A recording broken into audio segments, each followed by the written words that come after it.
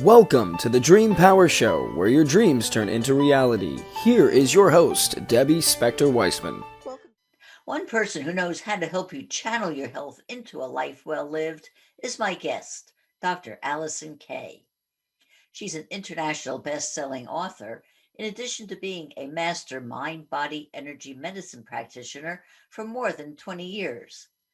Alison is the founder of the Vibrational Upgrade System and author of several books, including the award-winning What If Nothing's Wrong? Welcome to the Dream Power Show, Alison. Hi, that was What If There's Nothing Wrong? That was my first book. I'm glad to be here, hearing your intro. It's such a great alignment. There's so much I could speak to. Well, so Alison, I understand that you tell me if this is true, that you combined your knowledge of energy practices and created a vibrational upgrade system. So can you explain, is that right? Can you tell me what it's about? Sure. And it's funny too, because I used to have, this is such a great example.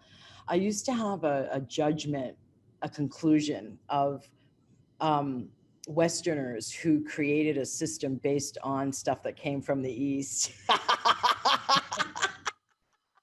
And then I went and did it. So that's interesting, isn't it? The way the ego mind works.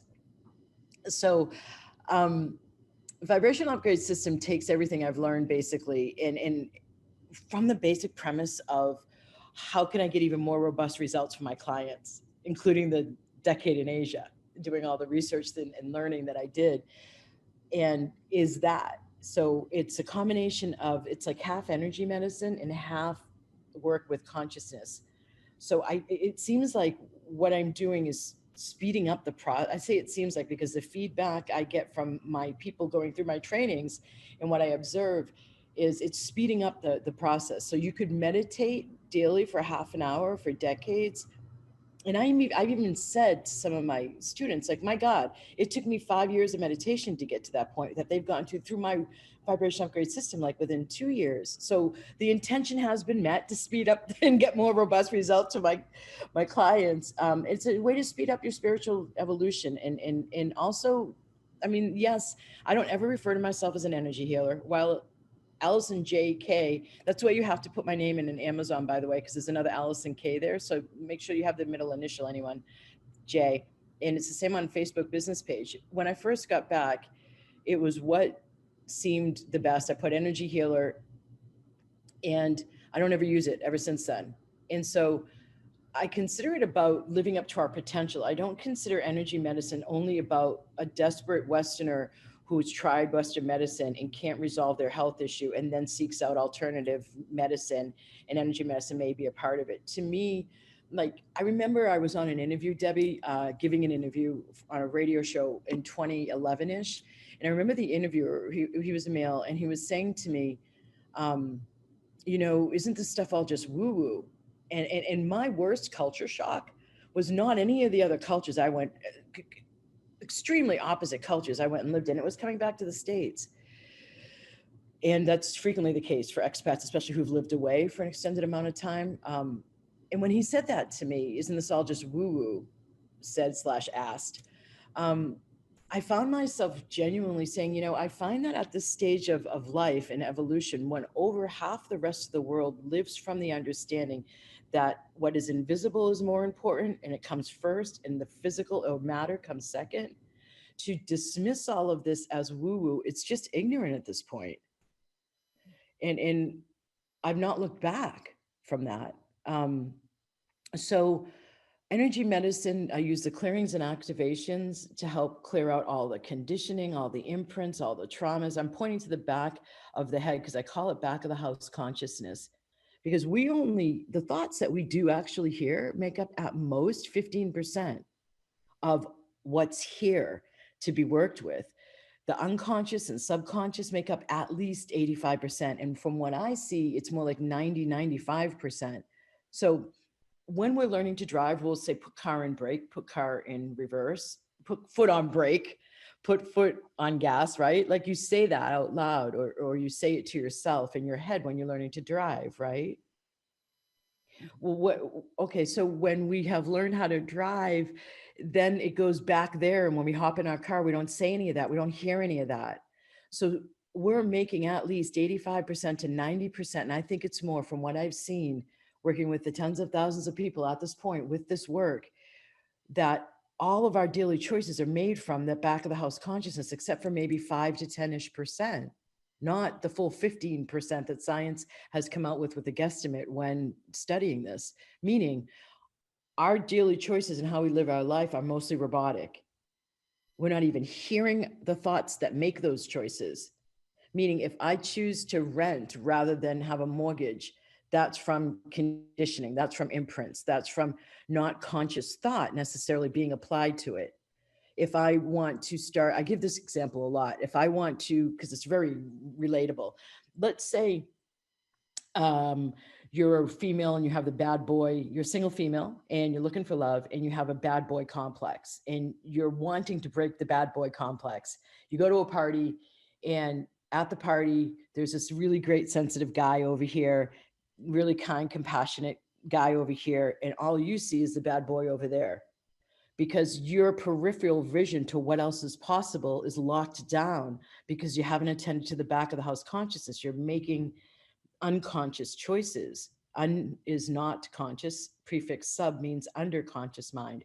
So I do a ton of work to bring that forward. And once that I do these clearings and activations on all of this stuff, including karma, including past life stuff, because I access them through the chakras, which is an intersection of the mind, the body, and the spirit. So I can get to all of this, all the levels of consciousness of the mind.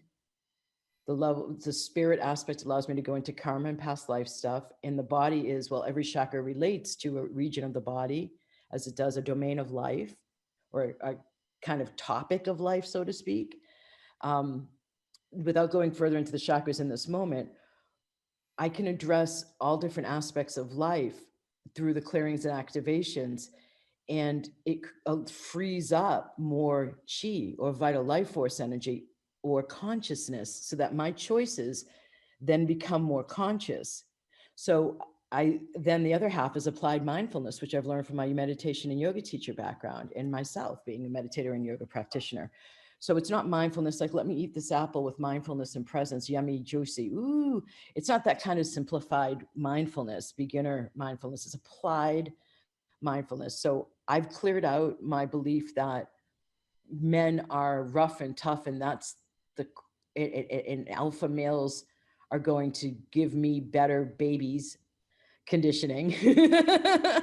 And instead I'm now more open, but how do I actually have the courage to break that pattern when I'm at the next party and go to that more sensitive guy and even allow myself to go on a date with him? All of that new choice making comes from the fifth chakra, but it is the applied mindfulness I'm talking about, to go off of old neurological patterns, create new neurological patterns with the new choices that then lead to new behavioral patterns. Mm-hmm. I love that. And, I really was Thanks. very, very attuned to what you were saying about, you know, our not living, Yep. that 15, Full potential.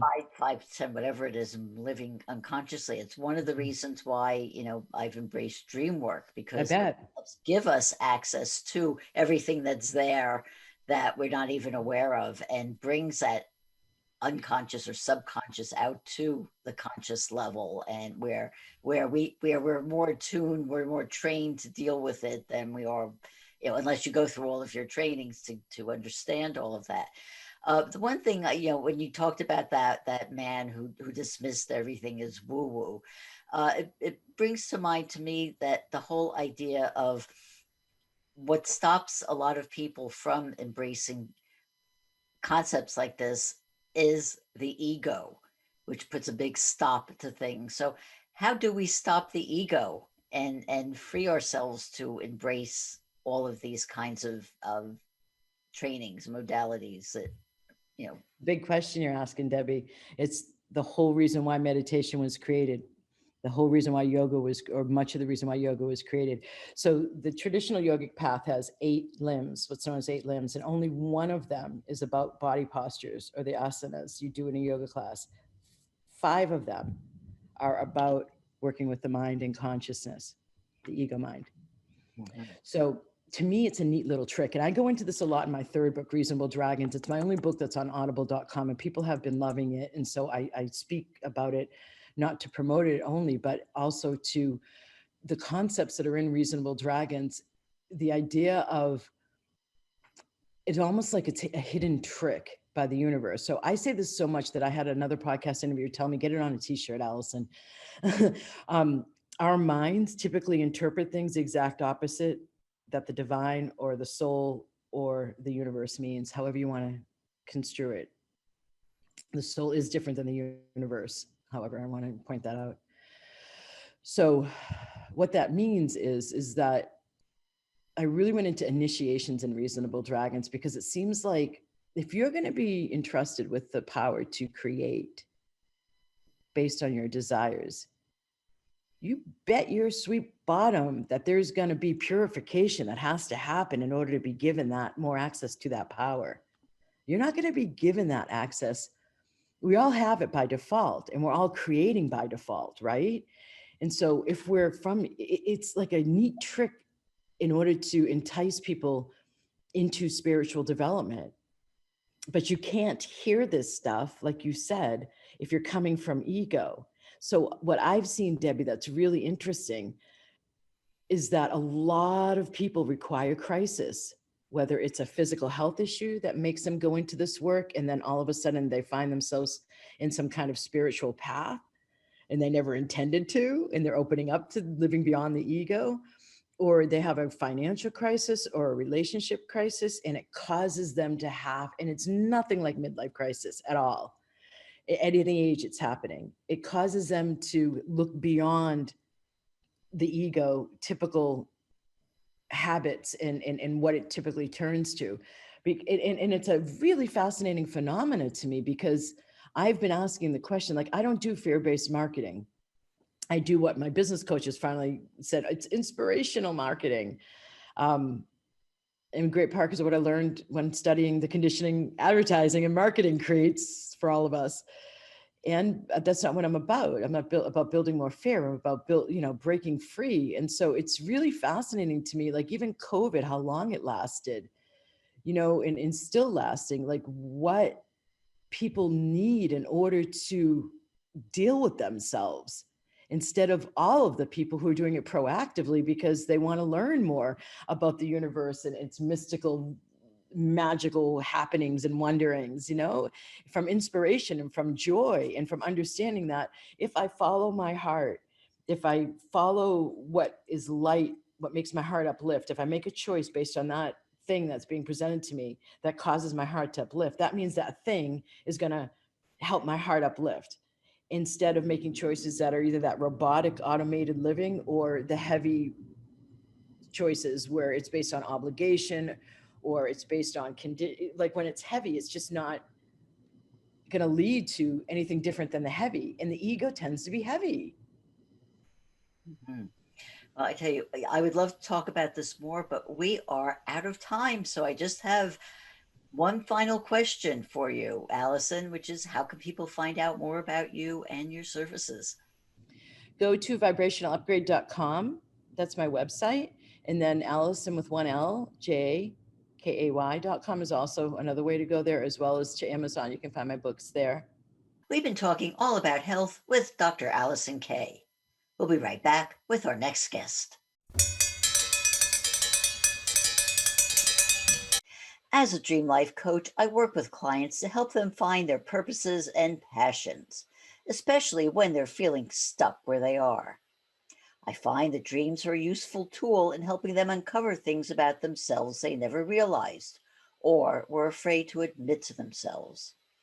Often, by working with the insights revealed through their dreams, they're able to chart a path towards self actualization.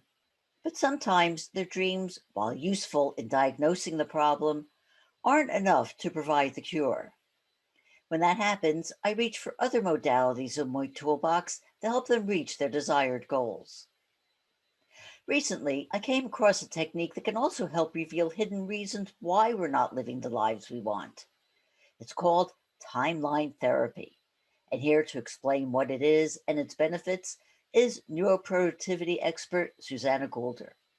Susanna is the founder and CEO of Get Brainiac Smart Speaking and Coaching, a certified coach, growth IQ advisor, and personality assessment evaluator. Welcome to the Dream Power Show, Susanna. It's wonderful to be with you today. Oh, it's my pleasure as well. Susanna, I always like to start off with the basics. So tell me, what is the definition of timeline therapy? Well, you like to start off with the basics, and I like to start off with a quote. So, a mystic once said that the release of negative emotions, so release like a balloon that's being let go of and floats up and disappears in the air, the release of a negative emotion leads to love. And timeline therapy is basically allowing yourself to let go of negative emotions, using the unconscious mind to assist you to release negative emotions. And with that release, you're letting go of limiting beliefs and limiting decisions that have stacked up and been carried by you like baggage for years and years and years. And in the release of the negative emotions, you're freed. You're freed to live that dream life because you're not weighed down by the emotions of anger, sadness, fear, guilt, and hurt. Okay, well, that sounds wonderful. Now tell me, how does that work? How does it work? Well, it's actually very simple. It's different than talk therapy. So, talk therapy, Debbie, if you've ever been in a therapist's office, and for those of us who are listening, if you've ever been in a therapist's office, you look at the content of an event or a situation and you analyze it and you look at it from different perspectives and you look at it from another viewpoint until at some point in time you come to an understanding about it where you can live with it in a new way. With timeline therapy, you don't look at the content. You look at the emotion that's connected to the content because our emotions are neurologically connected to us. So no matter what the content is, you'll still feel the same experience of anger. No matter what the content is, you'll still feel that same experience of fear. So if you release the fear, so for all those that are listening, and Debbie, imagine something, if there's something that right now is troubling you, any situation or event, big or small, imagine what it would be like if suddenly there was a release of the emotion and you were no longer feeling and experiencing that situation or event through that emotion. Who would you be? It does sound pretty amazing. And it's very interesting that you touch on emotion being the central point there, because when we work with dreams, one of the first things we look at is, what is the emotional effect of this dream, both in the dream and when you awake and talk about it, because the emotion is such a strong indicator of where we need to go. But tell me, how does timeline therapy, you talk about how it's different from talk therapy, but how is it different from other techniques that also deal with emotional aspects like hypnosis or guided meditation, for example? Oh, that's a really good question. I am a neuroproductivity expert, which means that for years I've studied the brain. And I've studied the brain because of life challenges that have gotten in my way and interfered with my productivity. So I had health problems. I had a brain tumor, I had brain surgery, I had migraines, and I had to figure out a way to stay productive or let go of the life that I loved. And so I dove into neuroscience, and that led one to the next to the next. So in neuroscience, we know about neuroplasticity. And we know that we can rewire our brain. You know that, right?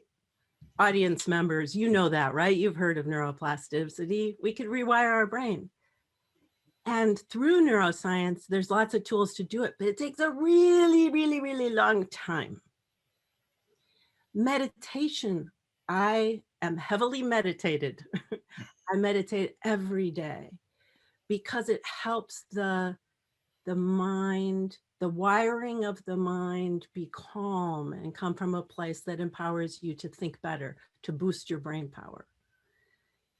Hypnosis and timeline therapy reprogram the brain in the most efficient technology that I've come across through neuroscience, through metaphysical practices, through everything I could possibly find to, help myself be the person I dream of being and help my clients be the person they long to be and have longed to be all their lives and need some efficient processes.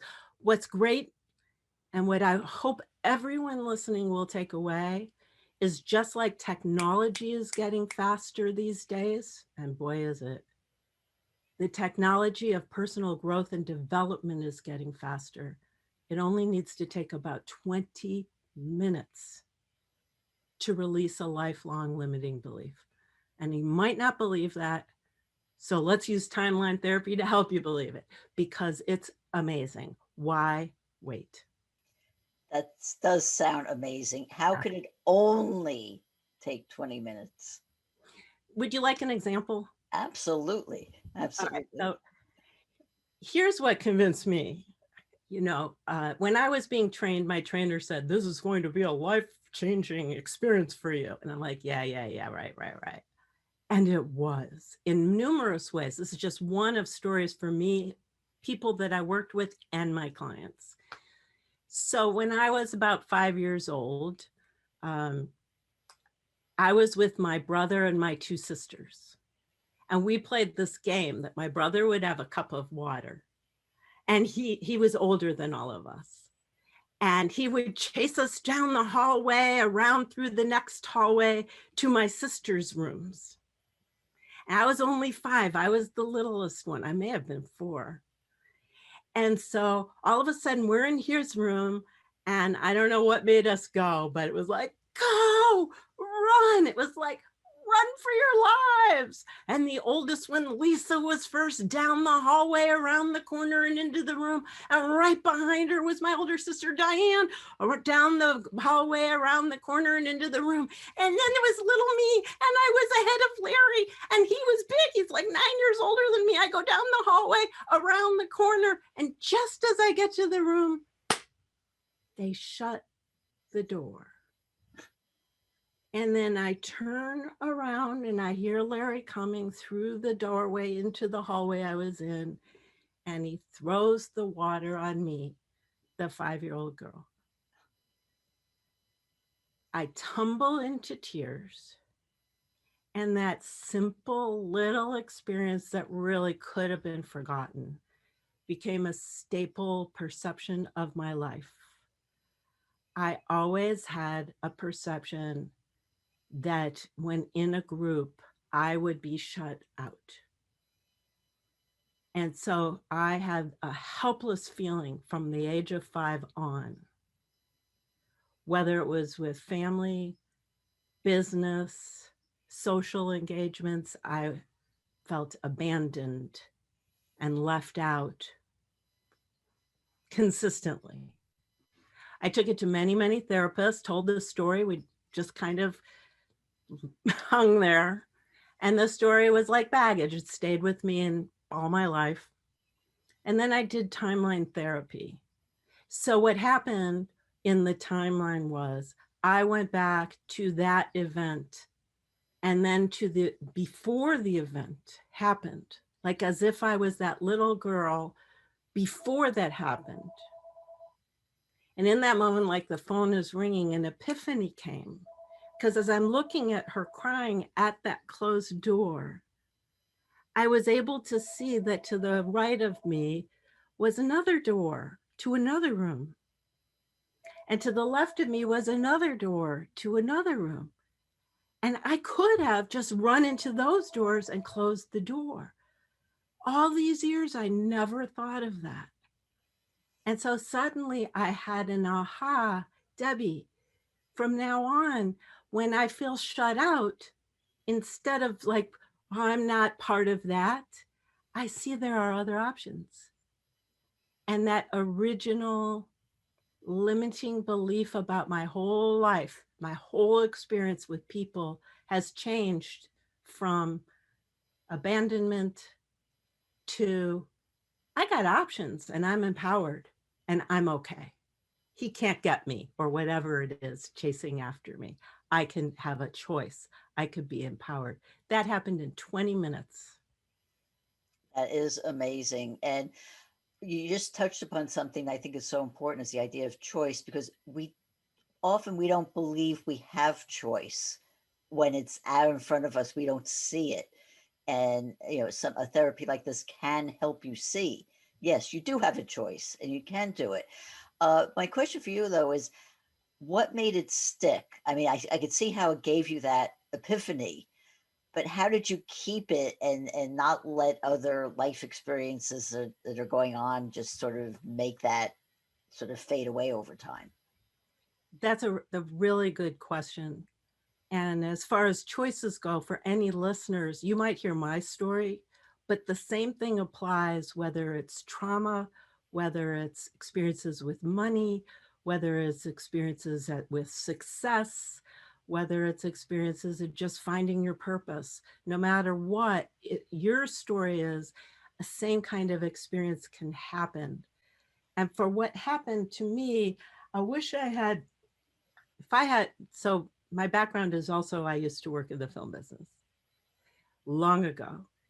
And so if I had two pairs of glasses, Debbie, I would put on one and say, these are the glasses I wore all my life. And it was like the timeline therapy had me take them off, maybe put on another pair of glasses, but even more, it was like those glasses I took off. I no longer looked through that. It was like that same thing of the balloon being lifted and going away. It was the new understanding, the new insight. Oh, I never realized I had choices. Cleared the rest of the limiting belief. How can people find out more about you and timeline therapy? For anyone who is feeling called, wants to release those limiting beliefs, the limiting decisions about money, about success, about comparing yourself to others, so that you're free to really find that purpose. I have a couple of offers. One is, if you'd like to experience the personality assessment, I'll do it for you for free. You take the assessment and I'll give you a 1 hour long evaluation that's going to help you see what your unconscious knows and can reveal to you in your conscious mind, so that some of the unconscious limiting decisions and behaviors can be brought into awareness. That's free. If you would like to have a timeline therapy session, you could also contact me. Or if you'd like to have a full package of NLP timeline therapy, starting with the personality assessment, that's also an option for you. You could reach me by calling or texting 914-564-9090 to book a session. Or you could go to my website, Susanna at SusannaGoulderSpeaker.com. That is Susanna, Susanna, at Susanna, Susanna, Goulder, G as in George, OULD as in David, ER, speaker, SPEAKER.com. And if you do that / coaching, it'll take you right to the coaching page. We've been speaking with Susanna Goulder about transformation through timeline therapy. We'll be right back with our next guest. When I was a child, I'd often find my mother scouring the pages of the Wall Street Journal. She was an avid stock investor and tended to limit herself to the tried and true stocks and mutual funds. She always made it clear to me that spending wisely and investing with as small a risk as possible were the way to ensure that our money would last. This became especially important after my father died and resources grew tight. You'd think that knowing about money at such a young age would have given me a leg up as an adult. But the lessons I learned from my mother were perhaps not the ones she intended for me. What I got from her was that money was scarce, easy to lose, and hard to earn. I didn't get a good working knowledge of how money works. And as a result, I spent years putting money into questionable investments and the wrong kind of vehicles. And you know what? I believe I'm not alone in this. Even the most educated of us don't always know what's best and make preventable mistakes when it comes to money. I don't know about you, but I was never offered a course about money management in school and had to come to a positive understanding about money the hard way, well into my adulthood. My guest, Deborah Ellis, knows all about the pitfalls of bad money management. As a certified financial planner, she dedicates herself to teaching women about money and how to devise plans that work best for them. Deborah is also the author of two books, Your Money and You, and her new book, Women and Wealth. Welcome to the Dream Power Show, Deborah. Thank you very much, Debbie. It's so great to see you. It's so great to be here. And I loved your story because that is so indicative, so true for so many women, though everyone's story is different, their history is different, but that the lessons we learn may or may not be the ones that our parents intended, and that they are really hardwired into us. And if we don't address them and look at them and say, whoa, who are we financially? What is our financial persona? We really don't know what we're fighting against. And I loved what your mother said about, yes, it's very important to look at what you're investing in and know what you're investing in. But in this day and age, the market is so volatile and there's so much inflation that you need to take some risk, or the possibility of losing a lot of purchasing power because of inflation. And so how do you balance that so that you're comfortable, so that you can uh, work the way you want to work and know what's best for you? And that I really do help a lot of people with. Yeah, we're going to get into the details of the things we need to be aware of to do that. But I wanted to get back to just talking about attitudes about money. As I said, I was taught to believe that money is finite and that the job was to conserve it. So tell me why it's not a beneficial way to look at money. Well, it there's a kernel in there that's good. Yes, you need to conserve it, but you don't want to conserve it. You want to grow it. You want to nurture it. You want it to grow like you grow your children. You know, you feed them, you empower them, you let them grow. They're also a lot. It's not the only way of looking at it. Some people think money is evil. Some people think money is uh, there's never enough money. It doesn't matter how much money you have, so it's not even conserving it. It's getting more and more and more and more. There are so many things that people, in your terms, so many things that people dream about with money. They want a lot of it. They want to do this. They want to do that. And really, it is more about your attitude, because no matter how little money you have, if you feel wealthy, you are. And no matter how much money you have, if you feel poor, you are. And really being able to come to terms with your attitudes about money, what's important to you about money, what money means to you. Because, in an objective world, it's just it's a means of uh, transfer. It's a spiritual transfer. You can trade money for something you want or need.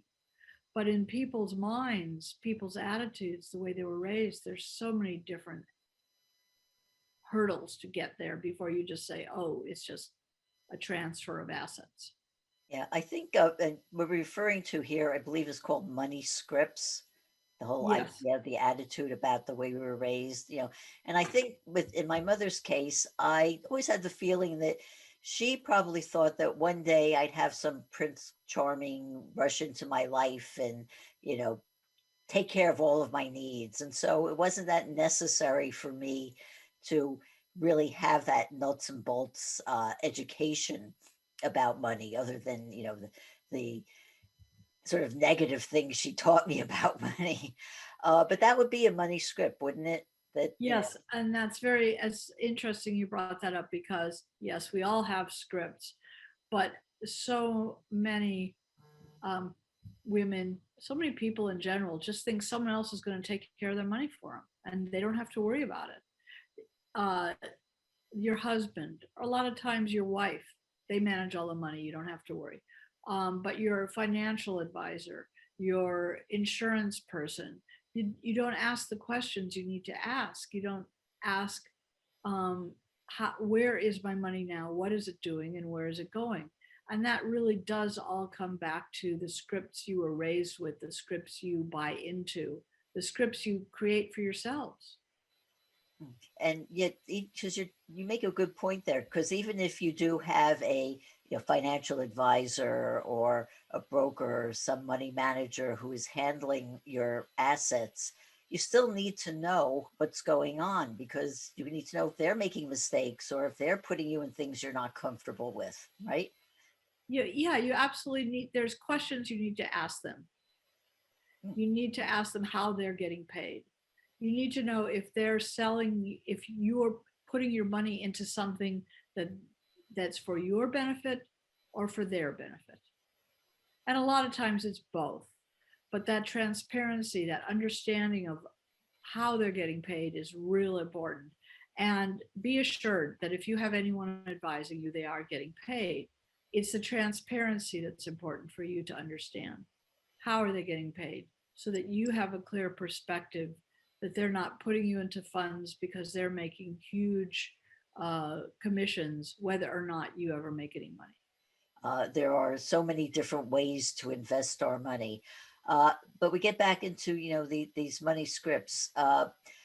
When you have somebody who has always used money to find happiness, for example, how do you steer them into investments that make the right sense for them? I have them look at what is it that actually makes them happy. And generally, it's not the money. And if they can see that, then they can deal more honestly with what is it that's making them happy. Is it listening to good music, or is it actually the expensive stereo system? And if they like listening to good music, do they want the time to listen to good music? And in order to have the time, where is the income coming from, and how are they going to develop a lifestyle and a long-term plan so that they always have enough money, that they have enough time to sit and listen to music? You help people create financial and investment plans for their lives. So you said when somebody comes to you, you start off asking them questions about what they want, but how do you know where to lead them into what they should do?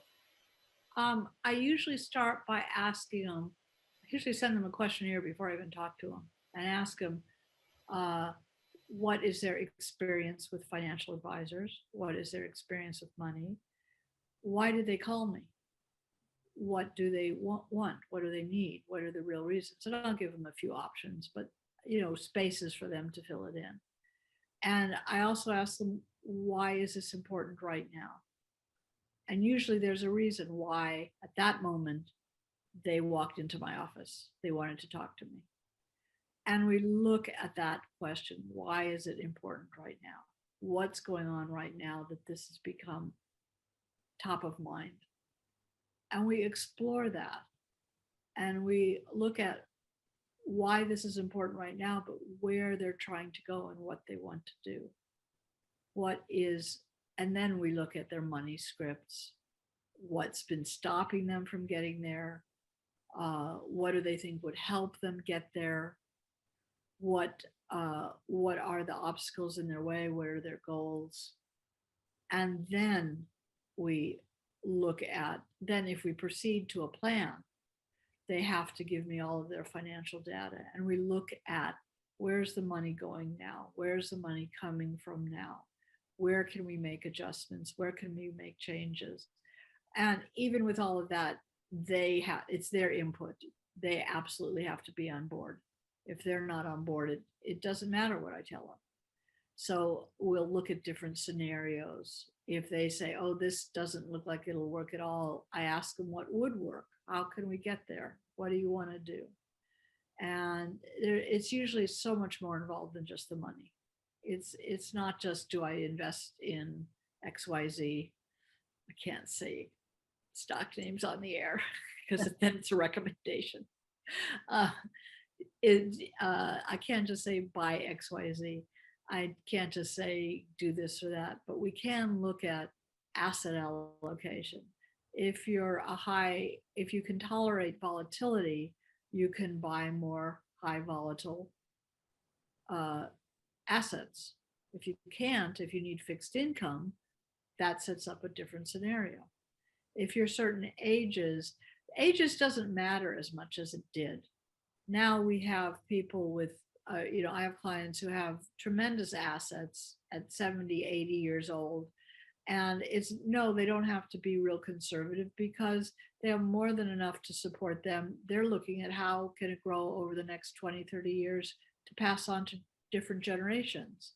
So for that part of the money, it doesn't have to be so conservative. It can be a more aggressive, because if it goes up and down, if it's volatile over the long run, best case scenario, it's not going to matter. Can you explain the concept of compounding interest? Oh, my favorite. The eighth wonder of the world. Albert Einstein considered it the eighth wonder of the world. Okay?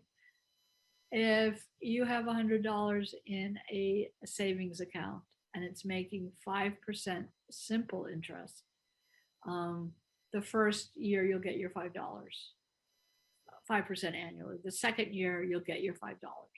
The third year you'll get your $5. Okay, 20 years later, you'll have $200. If you put it in 5% in compound, it's getting compound interest annually. The first year you get your $5, but the second year you get interest on the $105.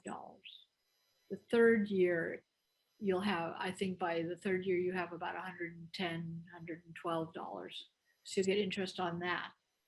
And the simple way of explaining it is, if you took a penny, would you rather have a penny today, or would you rather have $1 million today, or a penny today that's doubled every day for 30 days? That's compound interest. In 30 days, you have over $5 million. So do you want your $1 million today, or do you want to wait 30 days and get your $5 million? So the magic of compounding interest and the magic of the time value of money is profound. Einstein really did call it the eighth wonder. That really is one of his quotes. So, and then having money in like a tax deferred account. If you have it in a regular account, you make your $5. That $5 is taxable income. Okay. If you have it in a tax deferred account, it's not taxable income until you take it out. So you make your $5 the first year, you owe $1 or $2 in taxes, you have $4. So even in a compound interest, the next year you're going to get your interest on $104, not $105. So going forward, having it in a tax deferred account is huge. How can people find out more about you and your services? Oh, thank you very much. You can contact me. You can absolutely go to my website, DeborahWEllis.com. I don't know if you're able to put anything across banners or anything like that, but it's DeborahWEllis.com. You can email me at dellis@cogentadvisors.com. That's dellis@COV, COGENTADVISORS.com, cogentadvisors.com, or Google Deborah W. Ellis. Got to have the W in there because there's a lot of Debbies, a lot of us Debbies out there. We've been talking about money management with certified financial planner Deborah Ellis. We'll be right back with our next guest.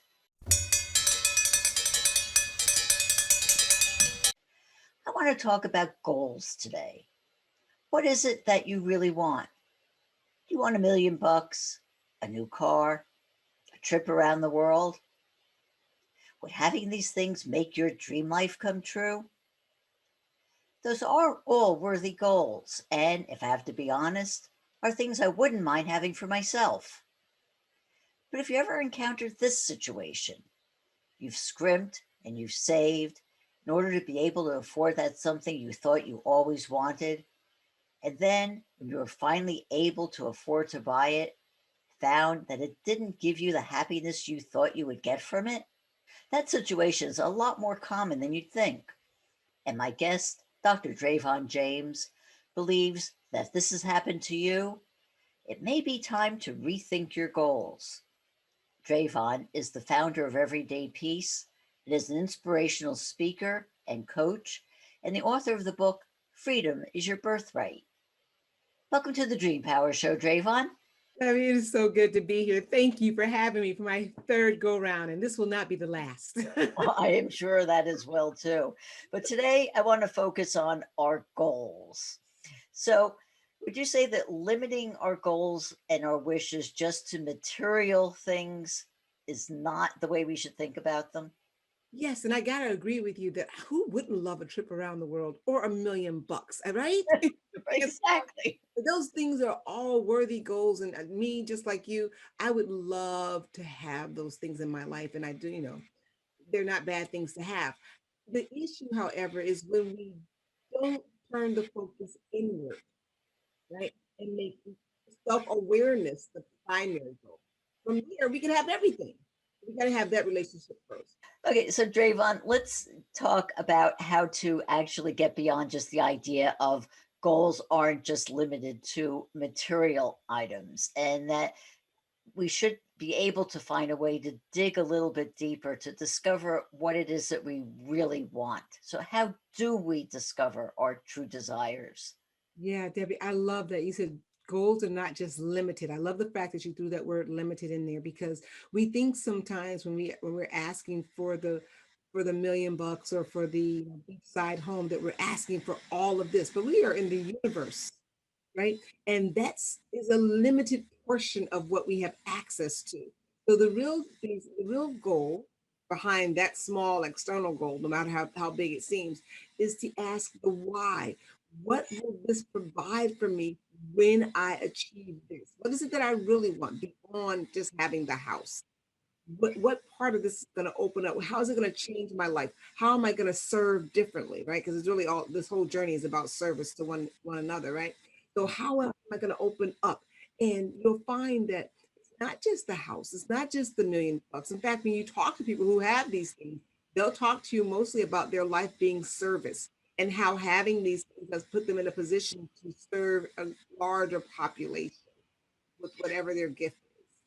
So, Dravon, a lot of times, we look to buy these things uh, because a lot of times it represents a way to be happy or to make ourselves happy. But that really doesn't last. It's short-lived. So tell me, what is your definition of true happiness? Oh, I'm so glad you asked that question, Debbie, because true happiness has to begin with self-awareness. It has to. And it has to end with self-acceptance and honoring. And of course, that doesn't mean that we don't desire to get better and learn more about ourselves along the pathway. Of course we do, but becoming self-aware, and this is not from a critical standpoint. This is not to say that, I condemn myself for this, like I'm not good enough in that. Look how I'm failing in that. Not for that. It's just to say, I see me. I see me. I am aware that I am. And then to accept myself as I am and to honor me as I am. That gives me, each and every one of us, the freedom to practice self-improvement. right? And that is where happiness really resides. That's how you can go have the $1 million home or the the fabulous vacations around the world and have it not ruin you, because we all know that there are people who have everything we think we want and they are still unhappy, right? Well, getting to that point of finding self-acceptance, self-love, self-awareness is often easier said than done. So how do you start to get there? Oh, that's another great question. How do we become self-aware? What we do, first of all, is we honor our past, right? It was there. We know it. We've got the t-shirt to prove it, right? We honor part of ourselves, but we also have this intellect of knowing that we do not currently live in the past. And as far as I know, we can't change any of the past, right? We also honor our eventual tomorrow. We honor that. We're grateful for that coming of tomorrow. But as far as I know, neither of us can exist in the now and tomorrow. So we become very, very intelligent and we say that this moment, the moment that I'm in right now, this second right now, not 5 seconds from now, but this second, what am I grateful for in this moment right now? And we become ecstatically pleased with that, expressing so much gratitude about what we have in this moment, what we're doing in this moment, who we know in this moment, the impact we're having on the world in this moment. It makes us more self-aware, and guess what we find? Increasing our confidence, increasing our happiness in this moment. Yeah, that is such an important concept to embrace because all of us, it now or any one time, or we're all of us tend to live our lives in the past. We go into the what might have been, or we're thinking about that someday. Oh, someday I'll do this, thinking about the future. And you're right, we don't think about living right now, living in the present. And you're right, when we do that, we can take stock and really learn to appreciate what we are and who we are at this moment. But another thought that often keeps us small and keeps us stuck from being the people we really truly hope to be are those thoughts in our heads that make us believe things, like the I don't deserve to be rich, or I'm not worthy for that, or even the idea of I'm afraid of what would happen if I did get what I want. So how do you get beyond those thoughts that are there to just keep us stuck and keep us in that negative way of thinking? Debbie, that's our self-talk, right? And our self-talk, as you just alluded to, is the most important, most influential conversation we will ever have, is the story that we tell us about us. And unfortunately, a lot of that story deals with lack, right? I am not good enough means I lack this. I lack the integrity. I lack the know-how. I lack the skill set. I lack the personality. And that all comes from a place of fear. We've got to learn how to talk to that fear, because fear is there for a reason. We're not trying to get rid of it. It keeps us from getting into very dangerous situations. We've got to learn how to talk to that too. And that's part of self-awareness. I am afraid that I am not good enough. Okay, well, let's explore that. Right? Staying in that self-aware. When that fear starts to talk, we talk back. Right? We talk back. We make you analyze it. Have I never done anything before? Sure, yes, I have. Have I never been afraid before? Sure, yes, I have. Has the outcome always been bad? No, no, it hasn't. Can I point to any valuable lessons that I've learned from being afraid and doing it anyway? Tell me, go into maybe a little bit more detail of what can you say when you're basically having this conversation with yourself, getting beyond that story to discovering what it is, because usually when you get down to something, there is something that is keeping you fearful. Yeah. So, the brain is very primitive and very advanced, right? So the brain's job for a lot of us, for everybody, is to keep us safe, right? And so when we drill, and you're absolutely, when we drill down, we find that little girl or that little boy curled up in the corner and what their fears are. And it's not for us to go in there, like a lion and roar and drag them out. It's for us to sit in some understanding and shed a lot of awareness. And so the question is, to tell me why, right? To tell me why.